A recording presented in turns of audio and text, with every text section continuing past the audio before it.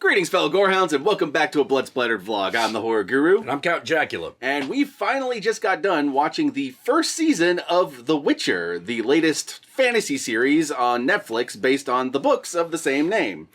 And, This show can also be called Henry Cavill's Abs Show, you know? A lot of that. This is one of those rare fantasy shows that you can definitely tell was made equally for the ladies and for the men. Well, yeah, but they limited it. Was interesting because they limited it to two very specific characters, Geralt and Yennefer. Because when half the time Geralt is like, you know, getting healed or something, he's like fucking got his armor and his shirt off and everything. He walks around, he's all Henry Cavill, and he's all like, I'm grim, good looking, and got white hair. And then with Yennefer, once she actually appears as Yennefer, like she has this thing. She has a boob window, but she's the only female character that seems to have one. But what I love is that it's so within her character to have it in this show because her entire arc at the beginning of the show is wanting to be powerful and beautiful. Yeah, because I didn't know this. Yennefer is born as like a weird hunchback. Yeah, you know. And God, the moment she shows up at the gala, I was in love. It was a great moment. It was love at first sight. But anyway, this show is kind of like if you took a big fantasy world like a Game of Thrones or a Lord of the Rings, but like focused on the horror elements. Yeah. And imbued it with some of the fun that you would have with like a Hercules Legendary Journeys. Yeah. Like in tone, it's very much like in tone and even in storytelling style, it reminded me a lot of Vampire Hunter D. Yes, there's a lot of that. I had the same feeling when we were watching it. Yeah, like, you know, I mean, like, Geralt is a very similar character to D, when that, you know, like, he's good-looking and grim, you know, rides a horse, you know, kills monsters. He's totally, like, the strong, silent type that strolls into town and then, like, deals with whatever the menace is, but is kind of like, ugh, the entire time about it. Yeah. He's totally that cliche, but what I kind of like about Geralt is that he's not... He lacks a lot of the toxic elements of that cliche. Yeah, he does. Usually you'll have like the Clint Eastwood type, and he'll just be like this super violent, stoic person. And like as we'll see in like stories like The Unforgiven, which kind of deconstructed his old roles, like that violence in and of itself is kind of the self-destructive act. Yeah. In this show, Geralt only resorts to violence as a last resort, and usually just kind of wants people to live their lives fine. Like he's much more interested. Like monsters is one thing. Like here's the weird part. Henry Cavill played Superman in Man of Steel, which is a movie I do not like. But I'm watching this movie, and there are moments where Geralt had lines that felt like they were lines Superman should have. Oh yeah, like he had the same kind of like huge heart, willing to save people and willing to do what is right, even in the face of like everything telling him that it's wrong. He had that same kind of element of Superman, even though he's like the Clint Eastwood strong silent type. Like it's an interesting combination. Yeah. It's like the like not lawfully good, but like it's somewhere between neutral and chaotic good. Yeah, definitely good guy. Yeah. Like under no circumstances do you feel like Geralt is evil. He's not pure chaotic good. No. He's more neutral, but sometimes he'll lean on lawful. It depends on the moment. But he'll still like, you know, like stab a king if the king's bad, you know?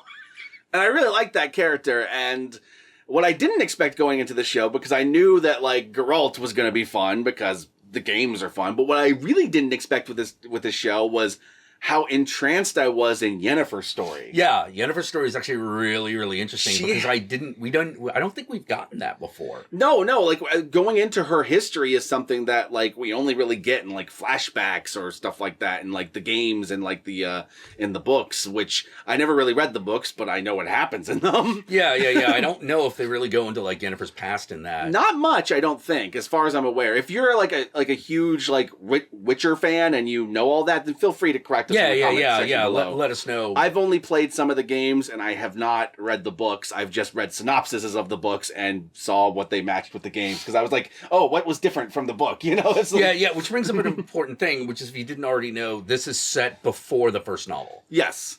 This is based on a collection of short stories, apparently, about Geralt that take place before that. So, and they kind of combined it into its own story, which leads to probably my real complaint of the show. Everything I love, but if I had one criticism of the show, it's this.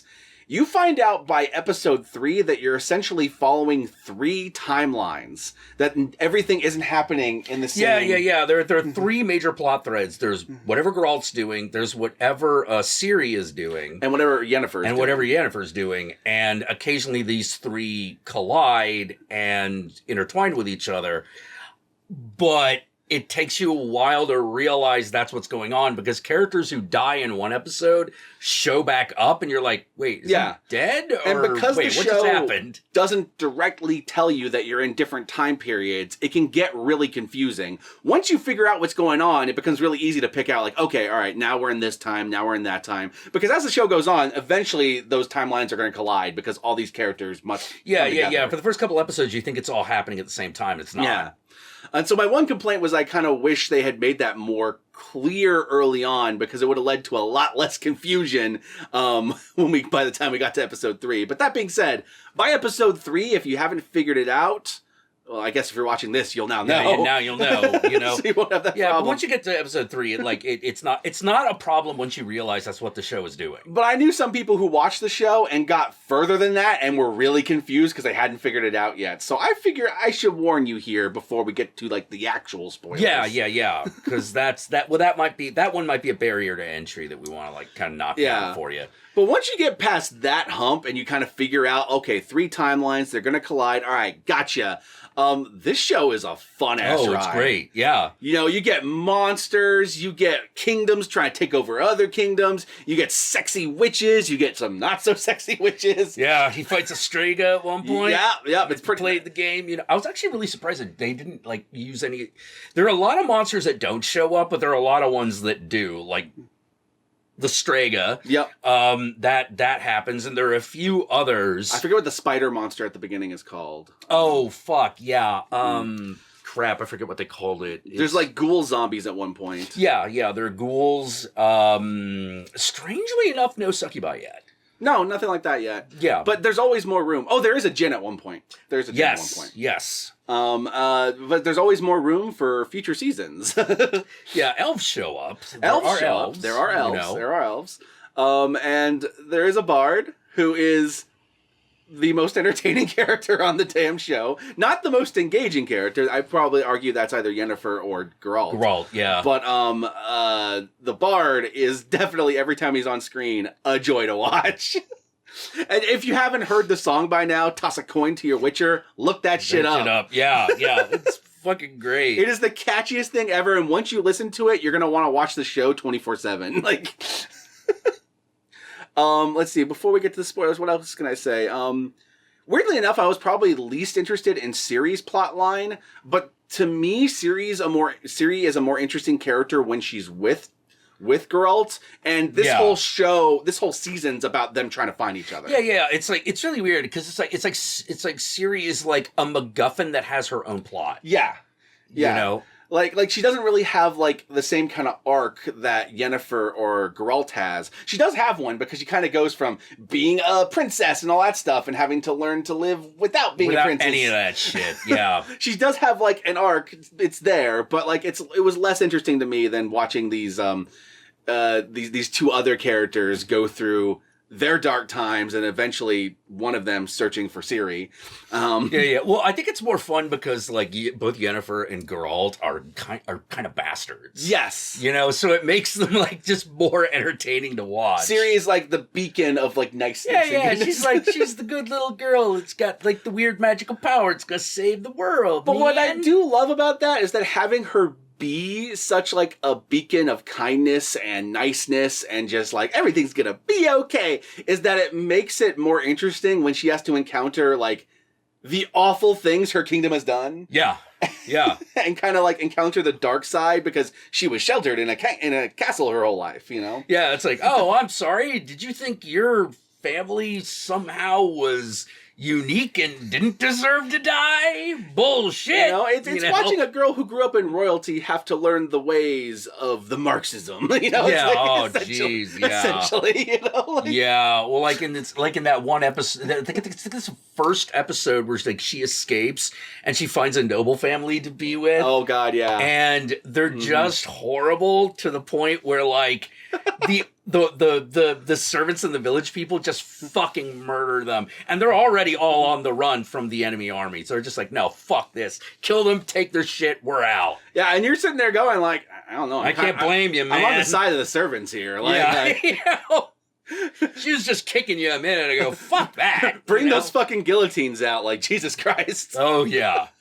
Anyway, we're probably gonna want to talk about spoilers soon, so I guess the last things I want to say before we get into the spoilers is, if you want something that has like the scope and the scale of Game of Thrones, but is a little bit more fun and a lot less, it's got some depressing moments. But overall the tone is very, very adventure based. Yes, you know, 100%. because while we see like, you know, the political landscape, the main character is still an adventurer. Yeah, he's an adventurer going from town to town, fighting monsters, searching for this girl that he was destined to find. It's what reminded me a lot of like Hercules, like watching Hercules go from town to town. Like he's fighting the Minotaur now he's fighting Medusa. Except it's strung together as opposed to a little individual episode. There's actually a better strung together narrative. Like Hercules was a dumbass show, but I love the shit out of it. This show is like way smarter, way better written, has much more interesting characters and acting. But like the level of fun I had with Hercules, I kind of felt with this. If that makes sense. Yeah. Well, like there's, I don't know how to say it. One of the things that's really cool about it is it doesn't shy away from the dumb things that a fantasy world has, like a bard. Like the bard singing that Toss a Coin to the Witcher, which is clearly a rock song. Yeah. So it feels a little out of period, but it still kind of fits because he is still playing it on the... Yeah, he's playing it on a lute. Yep. You know? Like, every time, like... One of the things I thought was really interesting is Yennefer is most naked when she's a hunchback. Oh, yeah. Early on in the story, before she kind of finds her power, Yeah, which I thought was really interesting. Yeah, it's true. It's a very, you brought up Game of Thrones, so it's a very diverse cast. Oh, yeah. In comparison to Game of Thrones. If you had that problem with Game of Thrones, this show does not have that problem. No. This show also has, if you are interested in it, a lot of really awesome female characters. Yeah. It has a really interesting female master apprentice situation in the show. Yennefer's it's nice and interesting and complicated, and I really like that dynamic. And by the end of the show, you're like, oh man, where's this gonna go? Yeah.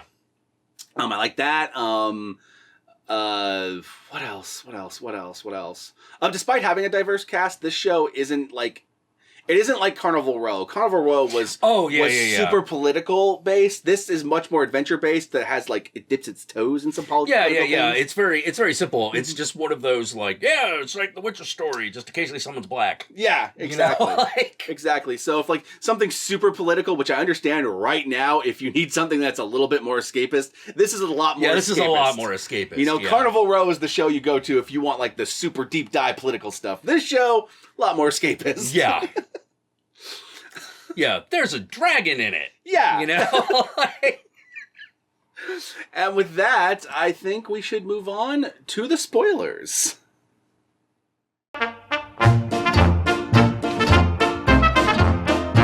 It's really weird, like, trying to think of what's a spoiler and what isn't. Well, there's some actual twists in the story. Yeah, there are. Yeah, like Yennefer has this whole storyline where she's a hunchback. She's half elf, and that's why she's a hunchback. Yeah. Because their two species can't mate really well. So she was produced. Yeah, if really you're a deformed. half elf, you're gonna come out fucked up. Yeah, so she's produced really deformed, and as a result of being a half elf and being a hunchback, she is basically the black sheep of her family, and the town makes fun of her and bullies her, and eventually she accidentally stumbles upon having power, and that leads to this powerful sorceress coming to her and basically taking her to this academy and teaching her the ways of magic. But there's actually a twist that ends up happening here because she ends up finding out, her and all the other students later, that the students that don't make it are essentially sacrificed for the power of everyone else. Yep. They're put into this pool that powers the rest of the academy. Yeah. And they are turned into eels so that they can power it. And like, that was a twist. Yeah. And that was fucked up as shit. That was one of the moments where that was one of the darker twists in the show where you're just like, oh, Jesus. And but it made sense for her arc because her whole arc at the beginning is that she wants that power. She wants to step on people and get higher and higher and higher until she realizes as the show's going on that, oh, once you're up here, there's nothing to do. Yeah. It kind of sucks. I'm kind of bored. Like, I don't have real power. The kings have real power. Sure, I could do magic tricks, but I'm just kind of their court jester. Or I'm the witch that they sleep with because it's a novelty for the kings. Yeah. You know? And so she kind of like, by mid-show, is dealing with a mid-witch life crisis. Yeah. Because she's like, in the beginning of the show, it's like when she's a teenager. By the third episode, she's like 300 years old. Yeah. You know? And at that point, she's just, she's much closer to the Yennefer that everyone's familiar with. That's another thing on the show that's a little dumb. I understand why Yennefer and all the witches and mages and sorceresses, why all of them do not age when we go hundreds of years in the future. Yeah. But I get really confused when the bard shows up. Yeah. The bard shows up and is like, "Oh my god, I've gotten so old." And you're like, "Are you sure, dude?" Like, the Witcher, I also understand. He can live forever. Yeah, he's immortal. But but you see some characters as kids and they grow up into adults, and you look at the bard and he has not aged a day, and you're like, you're like, bullshit. It's been like 20 years. Is this the power of bard magic or something? Does he have a magic loot? Keeps me looking awesome. He's fucking useful for power rock. Yes, But I guess at the beginning for Yennefer, it's like hundreds of years. But by the time we get to like Ciri's storyline and the Bard storyline, it's more like a couple decades. Yeah. It's like we jump a few decades for that. So it's not completely unbelievable. It's just one of those, what? You should probably have a few more gray hairs. Yeah. Like, okay, whatever. Put a wrinkle or two there. Like, Henry Cavill can stay the way he is because he's a Witcher. He's got magic in him and stuff like that. But, like, I have no idea why the Bard hasn't aged. Yeah. But I was willing to let that slide because I'm having so much fun with the show. It didn't matter. Yep. Other twists and turns. Let's see. When it turns out that the opening episode, when the castle is sacked and the fucking the evil kingdom has come to take over the nation, and they sack their first castle, which Ciri is in, and then Ciri escapes, and they're searching for Ciri because there's some prophecy around her, and she's searching for Geralt. And that's the present timeline, like the furthest timeline that we're following. And the entire time we're wondering, where is Geralt? Yeah, where's Geralt? Timeline? Like, he's nowhere to be found. But by the end of the show, when Geralt's timeline finally catches up with the present timeline, we find out that he was trapped in the castle the whole time. Yeah. The entire time the castle was being sacked, he was there the entire time. Yeah, he's there the whole time. I was just like, oh my god. I was just like, holy shit, I did not see that coming. That was a good one.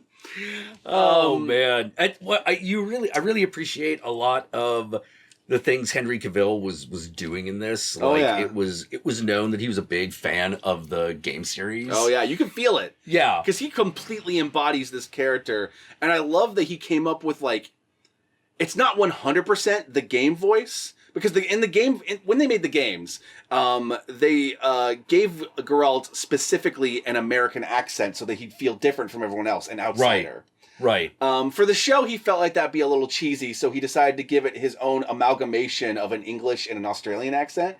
So that's why Geralt kind of sounds a little bit different from everyone else. With the deep grovelly voice, but he kept the deep grovelly voice from the games. Yeah, and I thought it was really interesting because even though it sounds different from the games, it's clearly Geralt. Like, it's clearly One of the little details I like is that every time he like fights a monster, he's always sucking on a potion. Yes. Yeah. There's like a lot of fan service if you've played any of the games, like him sucking on the potions before he goes and fights a monster. Yeah, his fucking force blast spell. He's got that. I could have done with him doing more magic shit, but that's just me. yeah. But I mean, like, you don't hire a guy like Henry Cavill to just like make hand gestures. He does use swing a sword. He does use it a lot in my favorite episode, which was the Striga episode. Yeah. That episode was just fucking phenomenal. I love the twist of that that's the king and the queen, or not the king. It's the king and the queen. It's the king and his sister. Yeah. Who happens to be queen. Yes. It's their kid that is turned into a Striga, which is imagine like a banshee that can claw your face off. Yeah. Yeah, basically the idea is like, if a cursed child who is buried inside of its mother when she dies must eat its way out and turns into this thing. Imagine a female pumpkin head that screeches like a banshee. Like, yeah. And that's probably my favorite episode because that's just the pure monster hunting episode, and like it's the daughter of the king and his sister, and like that episode had nice intrigue. And what I also liked about that episode was that was the episode where I started to figure out that we're in different timelines. Yeah, because in that episode, we see a picture of the king and queen that were brother and sister when they were kids.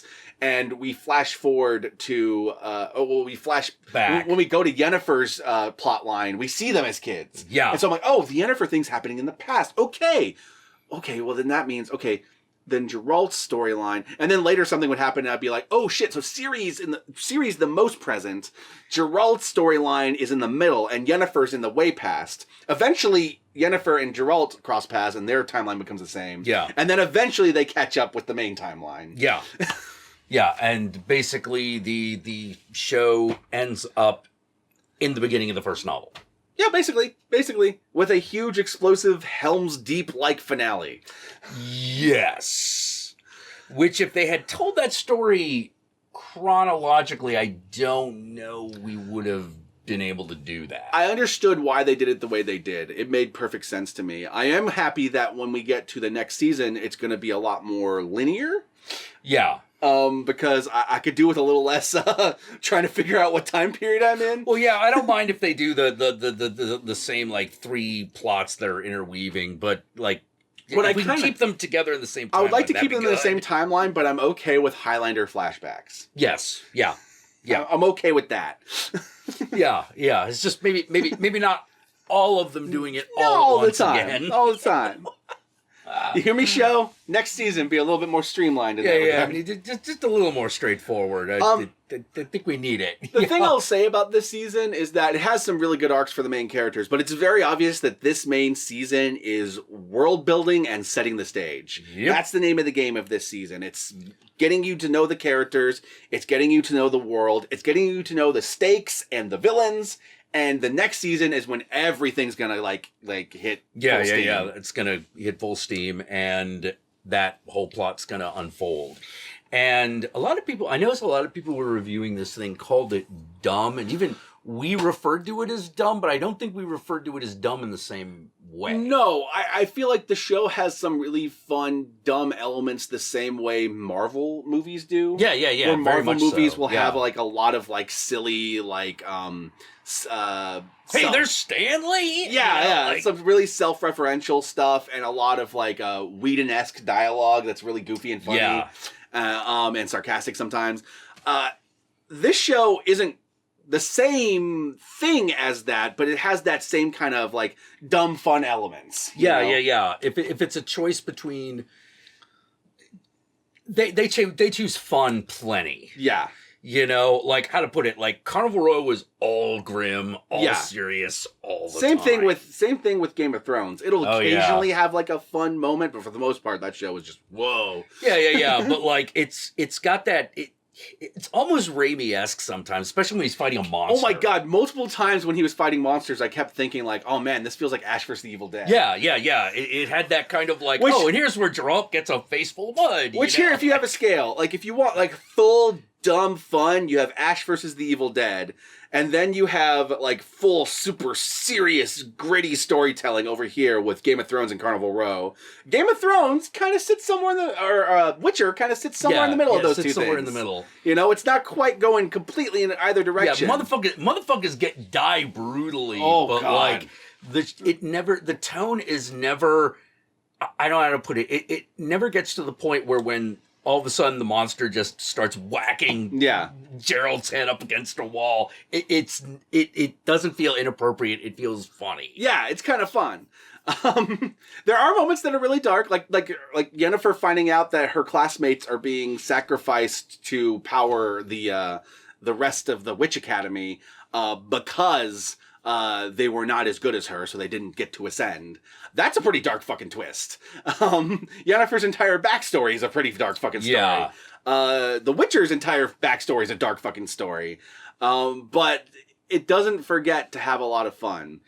So if those more dark, serious shows are just not your bag and you need something a little bit lighter, try The Witcher. The Witcher might actually scratch that itch. Yeah. How to put it? Like when he does the monster fights, that's where it gets to like Army of Darkness. Yes, kind of. yes. Yeah. Like when he was fighting those I forget what they're called. They're like ghouls that were coming out of the ground, whatever they were. Though when he was fighting those things, it felt like Army of Darkness. Yeah, it did. It really did. Because there's a lot of him going, just fucking stop and die. Fucking monsters. I think what bugged me about the response to this show is that it was obvious that critics didn't get it because it kind of got like a bashing in the reviews. Oh yeah, there's plenty of fans that loved it. Which I kind of attribute a lot of that to like the confusing timeline stuff, maybe because I guarantee not all the critics finished the show, is my guess. Yeah, possibly. Yeah. But what really bugged me was the people who watched the show liked it, but then felt very hesitant about liking it and kept like going like, oh man, this show's really dumb, but I like it, ? And I'll be sitting there going like, no, just embrace your love of the dumb fun that's in this show. Yeah. Well, you can tell some of that is like fallout from, a couple years back, because The Witcher was used as, the Witcher video games were used as kind of like, oh, well, here's like misogyny in video games kind of stuff. Which I thought people were being really unfair to the games. Yeah, I had to agree. I thought when they did very that. Unfair to that. I also thought they were really unfair about the, because it was a Polish game based on a Polish book in a country that doesn't really have like a huge diverse population. So I understood why that show was really white. I also understood because the books were pretty... Well, the game was, the show's not. Yeah. I understood that, but so people like were really hard on the games from like a social justice point of view, and I thought they were way too hard on it. But the show doesn't do any of that. No, in fact, it doesn't do any of the things. If you had that problem with the games, the show doesn't have that problem. So, okay, it manages to be the same fun that the games had, but like it fixed that thing that people criticize. So there you go, best of both worlds. Yeah. But like there was just this weird hesitant, like people wanted to hate it, but they liked it, but they couldn't admit it to themselves, but they were trying to admit it to themselves. And I just wanted people to embrace it, because this show, everyone made this show out to sound dumber than it is. And even though I've said some things about like some of the dumb elements, I thought overall from a writing standpoint... Oh no, from a writing standpoint, the show's very smart. This show's actually really well written outside of the timeline thing. But I don't think that was a writing thing. I think that was more like a showrunner. Can you put like a blankety blank AD or something like that here? Yeah. But I think that might have taken you out of the moment. Fair enough. I feel like not being too clear about the timeline thing in the first couple of episodes was a deliberate choice. But like the way they started to clue you in as the show went on, like, oh, here's a portrait of them as kids. Oh, wait, here's them as kids in this scene. So we know we're in the past. I thought like that writing was really well done. Yeah. As long as they don't like pull a fucking arrow on us. Oh, where they just keep doing the flashback where they just thing? keep doing the flashback thing. Like that was when I was would be bad. That was when I was done with Arrow. Like I like almost all of the other Arrowverse shows, but Arrow itself, I kind of was done with it when it decided to make all the flashbacks be a flashback to the post finale of the previous season on the island, and I was just like, oh my god. You're stretching out like you're stretching out what should be literally like an hour to multiple flashbacks in the I'm just like, I'm done. And here's the thing, it's not like what is there left to learn about Arrow that comes from this fucking moment that ended the last season? It was because every season had flashbacks, so they needed flashbacks, so they're gonna stretch that and milk that shit as long as they can. But at that point, I was kind of done with Arrow. The rest of the Arrowverse shows, phenomenal. I still haven't seen Crisis on Infinite Earths yet, but I can't fucking wait. But that is neither here nor there. And I think that now that we're talking about other shows, that's probably a time for us to wrap this up.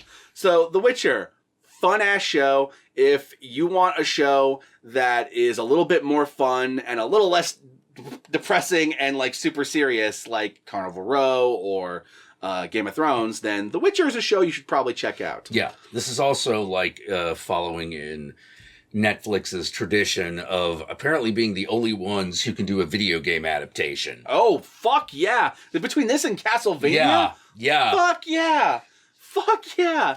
Oh, that's another thing. If you haven't yet, you should also watch Netflix's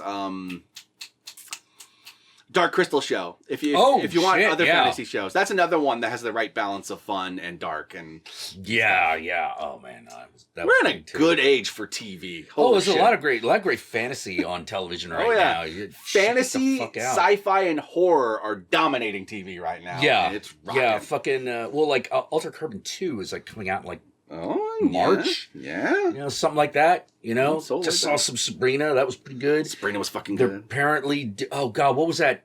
We just found out that the Maniac Cop show by fucking Refn. The HBO Maniac Cop show coming from Nicholas Refn. That's the driver, Neon Demon. He's doing, and I'm sitting there and I'm going like, all right, the intro is just going to be blue and red lights flashing with the words Maniac Cop. It's just going to go boom, boom, boom, boom, boom, boom, boom, boom, boom. 10 minutes and it'll be the greatest opening sequence of all time. We also have the Chucky show. It was a Chucky show. Continuing from Cult of Chucky from Don Mancini, the original creator of Chucky, continue it in a TV show on Sci-Fi coming soon. So, I'm hoping some of these end up on the same platforms so we can get sported. Crossover goodness. Absolutely.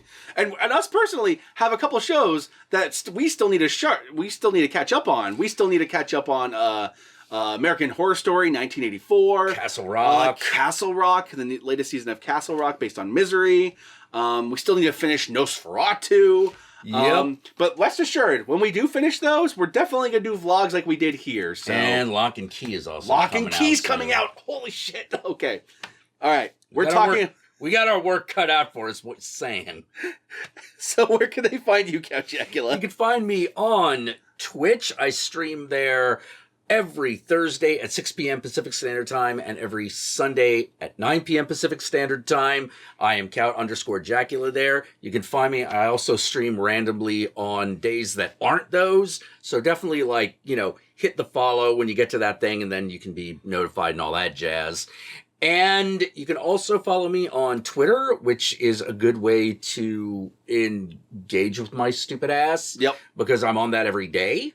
You'll know it's his Twitter if you see a whole bunch of Satan stuff, some angry ranting, and a whole lot of boobs. And then boobs, yeah, and just porn, because that's the meaning of life. That's the satanic Jackula way. That's the way. That's the way I live it. You can follow me at Count_Jackula on Twitter, and I also have an Instagram that I am occasionally on, which is Satanic Jackula. And with that, on to you. Y'all know me. I'm the Horror Guru. You can find me at the Horror Guru on YouTube, on Twitch, on Facebook, on Twitter. Just look up the Horror Guru or Blood Splattered Cinema, and I'll be there. And don't forget to like, comment, and subscribe to this video. And be sure to ring that notification bell so that you're notified of my videos immediately upon immediately upon their upload. And if you want to help the channel more directly, then be sure to check out my Patreon page. And remember, if you decide to go the Patreon route, even $1 a month, can go a long way. And if you want like a prompt to put something in the comment section, then if you've seen The Witcher, tell us below what you thought of it. And if you've read the books for The Witcher, definitely tell us what you thought, because I'm curious to see how much of this is accurate to the short stories. I've never read them, so I have no clue. I don't got time for that reading. Oh man, I don't have as much time anymore. Back in the day when I was a teenager, much more. Yeah, what the fuck? How does that fucking happen, man? Life. Yeah. You know, work, trying to not drown our sorrows in the state of the world. Oh yeah, there it is. Yeah, that's why we don't. No. That's why we watch TV shows and we bitch or we praise them on YouTube.